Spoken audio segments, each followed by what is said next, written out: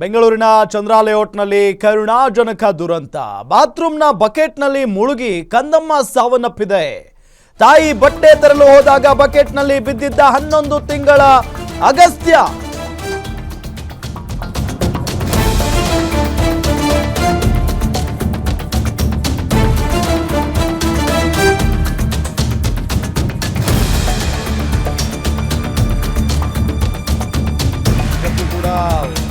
ಬಹಳ ನೋವಿನ ಸಂಗತಿ ಇದು.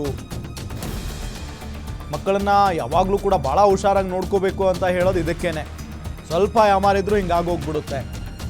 ತಾಯಿ ಬಟ್ಟೆ ವಾಶ್ ಮಾಡ್ತಾ ಇದ್ರಂತೆ, ಬಕೆಟ್ನಲ್ಲಿ ನೀರು ತುಂಬಿಸಿಟ್ಟು ಹೋಗಿದ್ದಾರೆ, ಬಟ್ಟೆ ತರೋದಕ್ಕೆ ಒಳಗಡೆ ಹೋಗಿದ್ದಾರೆ. ಮಗು ಆಟ ಆಡ್ತಾ ಇತ್ತು ಅಂತ ಹೇಳಿ ಹೋಗಿದ್ದಾರೆ.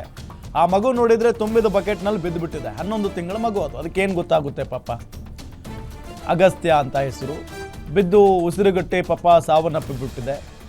ಸೊ ಒಳಗಡೆಯಿಂದ ಹೊರಗಡೆ ತಾಯಿ ಬಂದಿದ್ದಾರೆ, ನೋಡಿದ್ದಾರೆ. ಮಗುವನ್ನ ನೋಡಿ ಪಾಪ ಆಕೆ ಭಯಪಟ್ಟು ಸಿಕ್ಕಾಪಟ್ಟೆ ನೋವಿನಲ್ಲಿದ್ದಾರೆ. ಅದಾದ ನಂತರ ಅವರು ಆತ್ಮಹತ್ಯೆ ಮಾಡ್ಕೊಂಡಿದ್ದಾರೆ. ತಾಯಿ ನೋವಲ್ಲಿ ನೇಣಿಗೆ ಶರಣಾಗಿದ್ದಾರೆ ಪ್ರತಿಭಾ.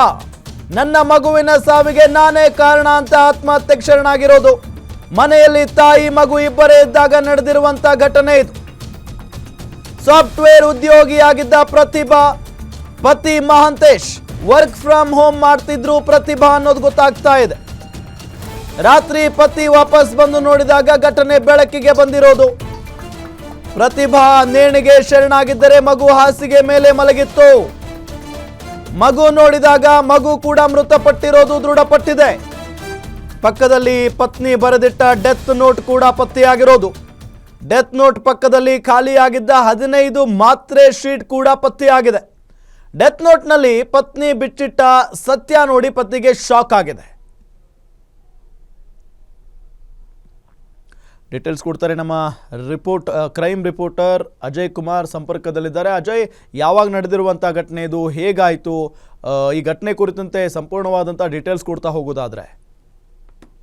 ಖಂಡಿತವಾಗ್ಲೂ ರಾಮ್, ನಿನ್ನೆ ಆಗಿರುವಂತಹ ಘಟನೆ ಅಂತಾನು ಕೂಡ ಗೊತ್ತಾಗ್ತಿದೆ. ಅಂದ್ರೆ ಚಂದ್ರ ಲೇಔಟ್ ಪೊಲೀಸ್ ಠಾಣಾ ವ್ಯಾಪ್ತಿಯಲ್ಲಿರುವಂತಹ ಭೈರವೇಶ್ವರ ನಗರದಲ್ಲಿ ಅಂದ್ರೆ 11 ತಿಂಗಳ ಮಗು ಏನಿದೆ, ಗಂಡು ಮಗು, ಅದರ ಹೆಸರು ಅಗಸ್ತ್ಯ ಅಂತ ಹೇಳಿ.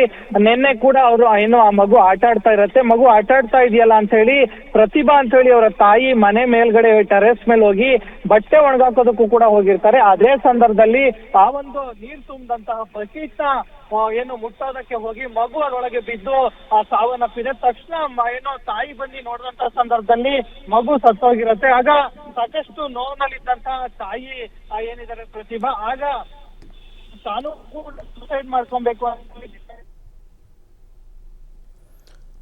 ಓಕೆ, ಥ್ಯಾಂಕ್ ಯು ಅಜಯ್ ತಮ್ಮೆಲ್ಲ ಮಾಹಿತಿಗಾಗಿ.